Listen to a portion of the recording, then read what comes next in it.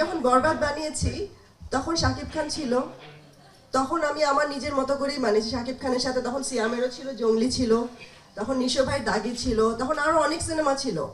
আমি কিন্তু প্রথমবার সিনেমা বানিয়ে কখনো বা শাকিব খান যে সব সিনেমা একদম 100% মানে ব্লকবাস্টার ছিল তা কিন্তু না। আমরা মানে ভালো ভালো ছবি এখন যেভাবে সিনেমাগুলো আসছে, তো ওই দিক থেকে আমি তখন এটা ভাবিনি যে আমার বরবাদ ব্লকবাস্টার হবে, শাকিব খান থাকলেই ব্লকবাস্টার হবে, শাকিব খান না থাকলে হবে না। সেটা ভেবে আমি সিনেমাটা করিনি, বরবাদটা করেছি যে বরবাদটার ওই ক্যারেক্টারটাতে আমাকে শাকিব ভাইয়েরই দরকার ছিল এবং শাকিব ভাই এটা করতে পারতো।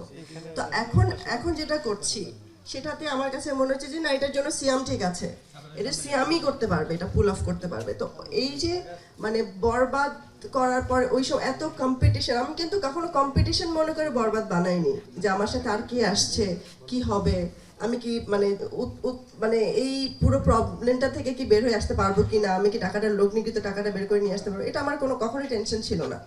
আর এখনো এখনো আমি রাক্ষস বানাচ্ছি, আমি আসলে কারোর সাথে কম্পিটই করছি না, আমি তখনও কম্পিট করিনি, আমি আজও কম্পিট করি না।